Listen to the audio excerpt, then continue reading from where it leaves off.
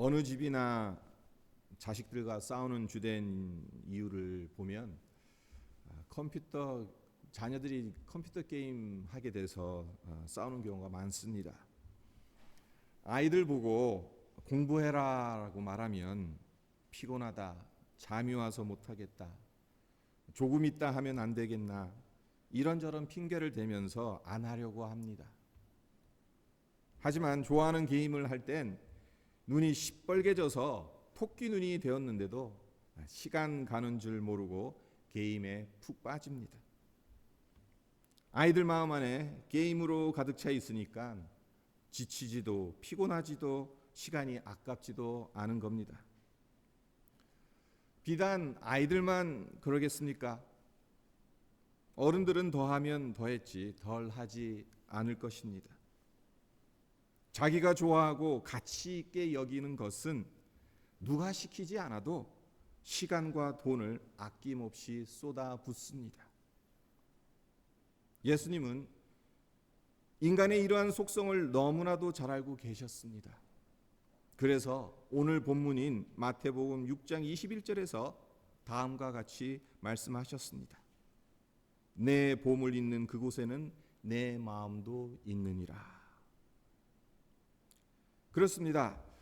사람은 자기가 소중하게 여기는 것을 마음 한가운데 보물처럼 모셔놓고 이것을 얻기 위해서 어떤 노력도 어떤 수고도 아까워하지 않습니다. 피곤해하지 않아요. 성도 여러분, 여러분의 마음을 온통 사로잡는 보물, 그것이 무엇입니까? 예수님이 여러분 마음을 사로잡는 보물입니까? 주님의 몸된 이 교회가 여러분의 마음의 보물로 자리 잡고 있습니까? 우리가 예수를 믿는다고 말은 하는데 우리의 마음을 점검해 보았으면 합니다. 사실 우리 모두 제대로 된 신앙생활을 하기를 원하잖아요. 말씀이 꿀송이처럼 달게 느껴지고 기도할 때마다 하나님의 임재 안으로 들어가고 성령의 음성을 들으며 살아가기를 원하지 않는 분들 안 계실 것입니다. 하지만 우리의 현실은 어떻습니까? 우리의 현실이 우리의 바람에 미치지 못하잖아요. 왜 이런 괴리가 생기는 것이겠습니까? 어떤 분은 신앙생활이 다 그렇지 뭐 우리가 죄인인데 별 수 있나 그렇게 말씀하시면서 당연하다 듯이 넘어갑니다. 틀린 말 아닙니다. 우리는 연약합니다. 부족합니다. 하지만 보다 더 정확하게 우리 자신을 들여다보면 우리 마음이 예수님 아닌 딴 곳에 가 있기 때문에 이런 괴리가 생기는 것은 아닐까 하는 생각이 듭니다. 예수님을 나의 가장 귀한 보물로 여기지 않기 때문에 예수님의 십자가가 내 마음의 보물이 되지 못하니까 바라는 것만큼 현실이 뒤따라 주지 못하는 겁니다. 성도 여러분, 수존노라는 말을 아시지요? 한자로 풀면 지킬 수에 돈 전자에 그리고 노비 노자입니다. 돈을 지키기에 급급한 돈의 노예라는 뜻이죠. 돈을 모을 줄만 알고 쓰는 데는 몹시 인색한 사람을 낮추어 이르는 말입니다. 다른 말로 부자가 되는 걸 삶의 최고 가치로 삼고 그것을 위해서 모든 것을 희생하는 사람이라 할 수 있습니다. 말뜻 그대로 돈의 노예, 돈의 종이 된 사람인 것입니다. 무슨 말씀을 드리는 것입니까? 우리 마음의 최고 가치로 삼는 것, 보물로 여기는 것에 우리는 종이 된다는 것입니다. 뒤집어서 말하면 우리 인생을 주장하고 다스리는 주인이 된다는 것입니다. 성도 여러분, 우리 스스로에게 물어봅시다. 우리는 누구의 종입니까? 무엇의 종입니까? 우리의 마음을 어디에 바치고 있습니까? 유행 가요 중에 앉으나 서나 당신 생각이라는 가요가 있잖아요. 여러분에겐 앉으나 서나 자나 깨나 생각나는 것이 무엇이고 누구입니까? 굳이 애쓰지 않았는데도 저절로 관심이 가고 에너지를 쏟게 되는 사랑의 대상이 누구입니까? 누가 그리고 무엇이 여러분의 인생에서 주인 노릇을 하고 있습니까? 양은 물을 매우 싫어하고 무서워하는 동물이라고 해요. 따라서 목동이 수백 마리의 양을 몰고 가다 개울을 건너야 하는 일이 발생하게 되면 참 난감하다고 합니다. 양이 물을 무척 싫어하고 무서워하니 무슨 재주로 목동 혼자서 그 많은 양들을 개울을 건너게 할 수 있겠습니까? 설상가상으로 양이란 짐승, 겉으로 보기엔 매우 순하고 착하게 생겼어도 고집 부릴 땐 보통이 아니거든요. 고집이 무진장 셉니다. 목에 칼이 들어와도 싫은 것은 안 합니다.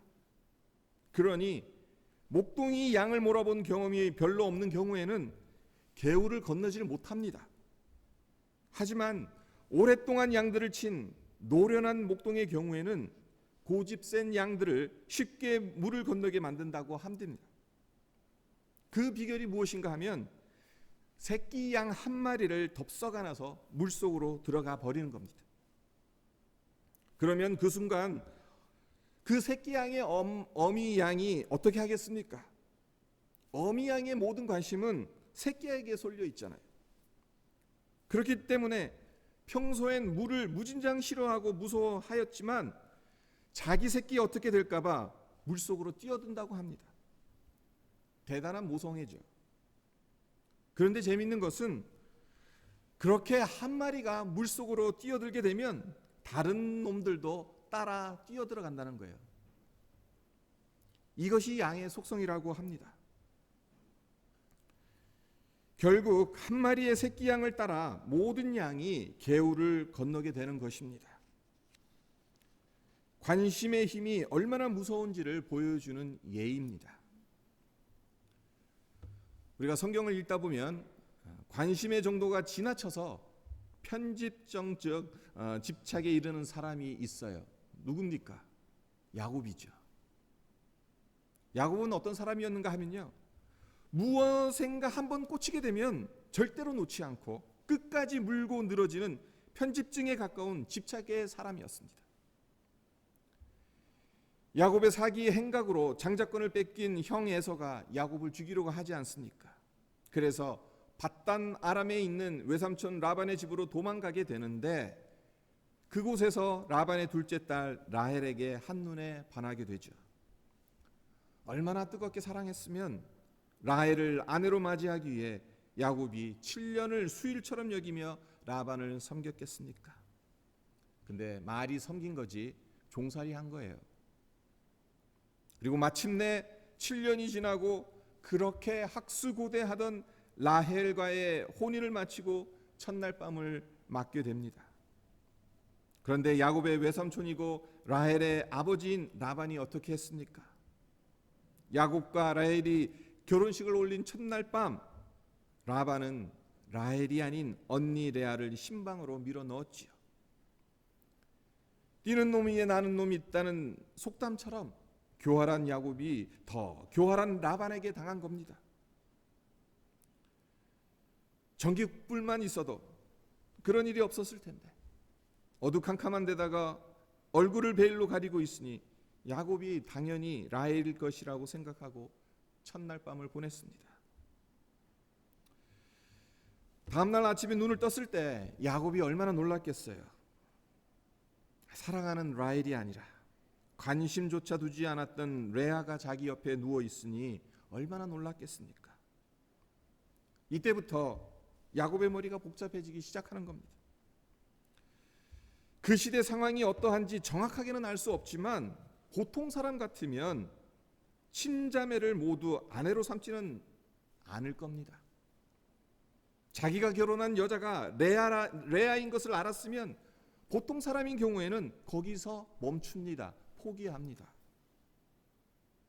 하지만 야곱은 그렇게 하지 않습니다. 라헬을 포기하지 못합니다. 그래서 라헬을 아내를 삼기 위해서 또 다른 7년을 라반에게 종살이하죠. 야곱의 이러한 점, 그 정도로 라헬을 사랑했다고도 볼 수 있지만 다른 한편으로는 야곱의 성격이 어떠한지를 명확하게 보여주는 것 아니겠습니까? 그리고 드디어 7년 후에 라헬과 결혼을 합니다. 하지만 훗날 라헬이 베냐민을 낳다가 죽게 되죠. 라헬이 죽게 되고 난 후 야곱의 집착이 누구에게로 옮겨집니까? 요셉에게로 갑니다. 요셉 말고도 11명의 아들이 있었지만 야곱은 유독 라헬이 낳은 요셉을 끔찍히 사랑했습니다. 편애를 한 것이고 집착을 한 것이라고 말할 수 있습니다. 우리는 어떻습니까? 야곱만큼은 아니더라도 모든 사람의 마음속에는 정말 집착하는 그 무엇인가가 있다는 것입니다. 정말 사랑하는 것, 도저히 포기하지 못하고 집착하게 되는 것, 그것이 있다는 것입니다. 그것이 어떤 사람들에게는 돈일 수도 있고 세상의 향락일 수도 있고 성공일 수도 있고 건강일 수도 있습니다. 그렇다면 여러분, 예수님은 우리 마음에 어느 만큼 자리를 잡고 있습니까? 우리의 모든 것을 희생해도 아깝지 않는 분입니까? 세상 사람들이 보기엔 집착할 정도로 예수님을 붙들고 있나요? 참 중요한 질문입니다. 야곱이 성격적으로 모진 곳이 있었어요. 집착증이 있었어요. 편집적인 집착이 있었어요. 하지만 그것이 우리에게 중요한 질문을 가져다 준다는 거예요. 세상 사람들이 보기에 집착할 정도로 예수님을 붙들고 있느냐? 한 가지만, 누가복음 19장에 보면 세리장이었던 삭개오가 등장하지요. 그 당시 이스라엘은 로마의 식민지였습니다. 따라서 로마 정부를 위해 세금을 걷는 세리들을 이스라엘 백성들은 너무너무 싫어했습니다. 원수에게 빌붙어서 동족의 피를 빨아먹는 거머리 같은 놈이라고 생각했습니다. 유대인이 세리로 성공해서 세리장까지 되었다는 것은 무엇을 의미하겠어요? 민족이고 핏줄이고 양심이고 전부 다 내던져 버리지 않고는 불가능한 것 아니겠습니까? 그러니 삭개오의 삶이 얼마나 비참했겠습니까? 겉으로 보기엔 돈을 많이 벌어서 좋은 집에서 좋은 음식을 먹으며 남들보다 잘 삽니다.